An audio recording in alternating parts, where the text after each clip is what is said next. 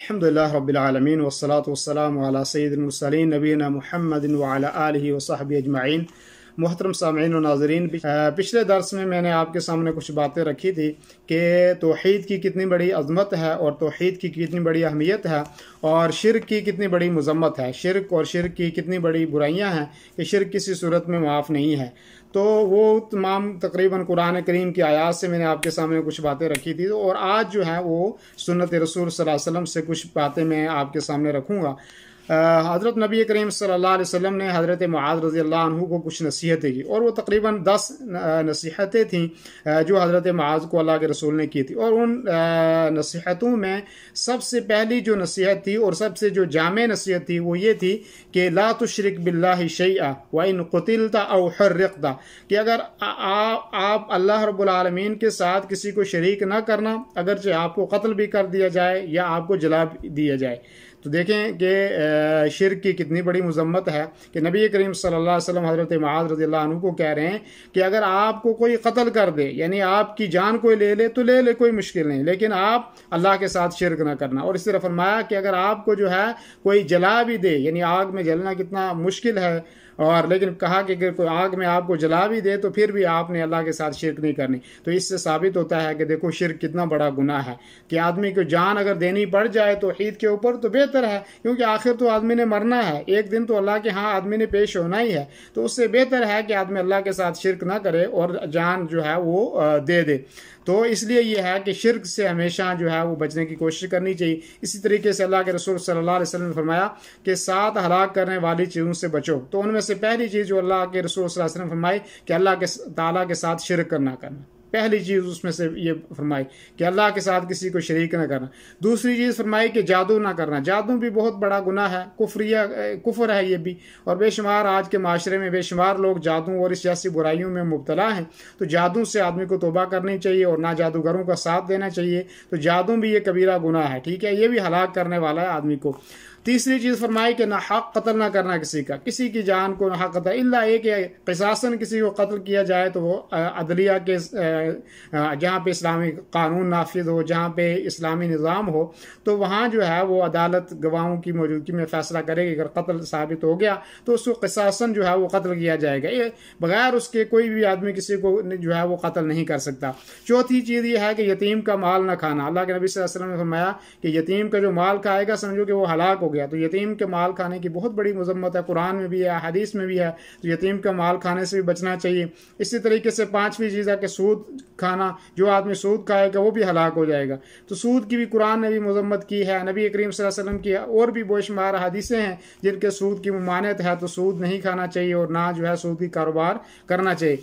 और छठा गुनाह यह है कि मैदान जंग से आदमी ना भागे। जो मैदान जंग में जो भागेगा तो समझो कि वो भी आदमी हलाक होने वाला है, ठीक है। और सातवीं चीज़ यह है कि जो बोली बाली औरतें हैं, सादा औरतें हैं, मोमिन औरतें हैं, उनके ऊपर तोहमत ना लगाई जाए। उनके ऊपर तोहमत लगाना ये भी कबीरा गुनाह है। ये मुस्लिम शरीफ की रिवायत है। नबी सल्लल्लाहु अलैहि वसल्लम का फरमान है कि अल्लाह ताला उस वक्त तक बंदे के गुनाह को माफ़ करता रहता है जब तक अल्लाह और बंदे के दरमियान जो है हिजाब वाक़ई ना हो। तो इससे क्या मुराद है, यानी अल्लाह ताला कोई भी बंदा कोई भी गुनाह कर लेता है, लेकिन अल्लाह ताला उस वक्त तक उसको माफ़ करता रहता है जब तक वो अल्लाह ताला के साथ शिर्क ना करे।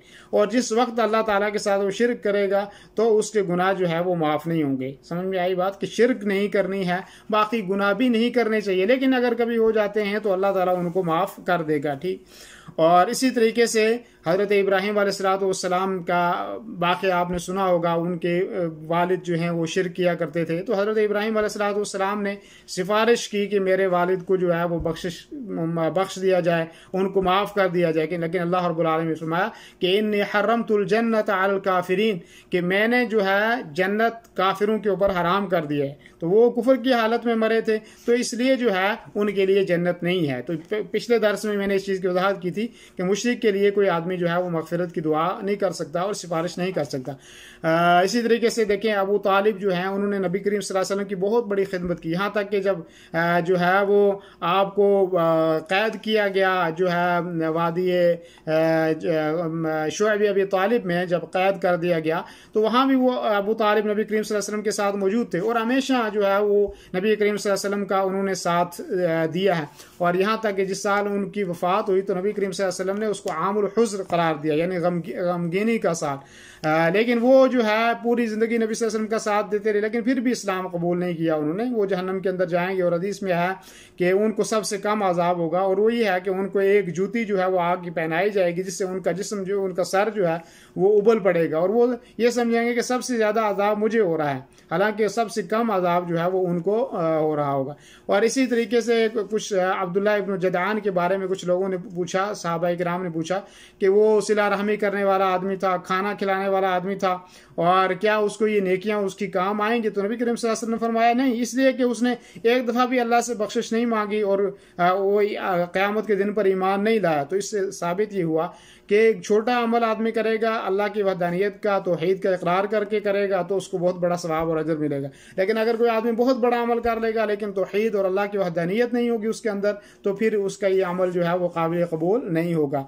तो इसी तरीके से जो है नबी करीम सल्लल्लाहु अलैहि वसल्लम ने जो है इस चीज़ की बहुत बड़ी अहमियत हमें दिलाई, और यहाँ तक हदीस में आता है कि अल्लाह ताला फरमाता है कि अगर कोई आदमी जो है वो ज़मीन भर के गुनाह लाएगा लेकिन अल्लाह ताला के साथ उसने शिरक नहीं की होगी, तो अल्लाह ताला जो है ज़मीन भर के उसकी मग़फ़िरत फरमा देगा। तो तौहीद की बहुत बड़ी अहमियत है और शिरक की बहुत बड़ी मज़म्मत है। और इसी तरीके से नबी करीम सल्लल्लाहु अलैहि वसल्लम ने एक वाक़या बयान किया कि एक बूढ़ा नबी करीम सल्लल्लाहु अलैहि वसल्लम की खिदमत में हाजिर हुआ, और वो कहने लगा कि अल्लाह के रसूल सल्लल्लाहु अलैहि वसल्लम, मैंने मेरी सारी ज़िंदगी गुनाहों के अंदर गुजरी है, बहुत ज़्यादा मैंने जो है वो गुनाह किए हैं, और क्या मेरे लिए भी जो है, और इतने गुनाह किए हैं, कहा कि इस सारी मखलूक पर अगर मेरे गुनाह तकसीम कर दिए जाएं तो तब भी जो है मेरे गुनाह ज़्यादा होंगे, क्या मेरे लिए भी तौबा है कि मेरी बख्शिश हो जाएगी? तो अल्लाह के नबी सल्लल्लाहु अलैहि वसल्लम, क्या तो इस्लाम लाता है? तो कहता है कि अशहदु अल्ला इलाहा इल्लल्लाह व अशहदु अन्न मुहम्मदन अब्दुहु व रसूलुहु, क्या इस कलमे का इकरार करता है, तौहीद का और रिसालत का इकरार करता है? तो उसने कहा कि जी हाँ। तो अल्लाह के नबी सल्लल्लाहु अलैहि वसल्लम ने फरमाया कि अल्लाह ताला तुझे माफ़ करेगा और तेरे गुनाहों को नेकियों के अंदर अल्लाह ताला जो है वो तब्दील कर देगा, ठीक है नहीं? तो इससे ये साबित होता है कि अगर आदमी जो है वो तौहीद पर रहेगा और शिरक अल्लाह ताला के साथ नहीं करेगा तो अल्लाह ताला जो है वो उसको मग़फ़िरत करेगा। देखें ये बूढ़ा कितने कहता है कि मैंने बहुत गुनाह किए लेकिन ईमान ले आया, तो अल्लाह के रसूल ने कहा कि तेरे लिए जन्नत है, अल्लाह तेरी बख्शिश का। लेकिन दूसरी तरफ आपके चाचा हैं अबू तालिब, सारी ज़िंदगी अच्छे काम किए लेकिन ईमान नहीं लाए, फिर भी उसके बाद जो है उनके लिए जहन्नम है। तो अक़ीदा तौहीद की बहुत बड़ी अहमियत है और शिरक की बहुत बड़ी मज़म्मत है। तो मुझे उम्मीद है कि आप इंशाअल्लाह तौहीद को अपनाएंगे और तौहीद को पढ़ेंगे कि तौहीद किसको कहते हैं, और शिरक के और इसकी किस्मों को पढ़ेंगे और शिरक से बचेंगे। अल्लाह रब्बुल आलमीन हमें तौहीद को अपनाने की तौफ़ीक़ अता फरमाए और शिरक से अल्लाह रब्बुल आलमीन हमारी हिफाज़त फरमाए। और अगर आप हमारी ये वीडियो यूट्यूब पर देख रहे हैं तो ज़रूर हमारे इस चैनल को सब्सक्राइब करें और अपने साथियों से ज़रूर इसको शेयर भी करें। जज़ाकुमुल्लाह खैर व सल्लल्लाहु वसल्लम अला नबीना मुहम्मद व अला आलिहि व सहबिहि अजमईन। वस्सलामु अलैकुम व रहमतुल्लाहि व बरकातुहू।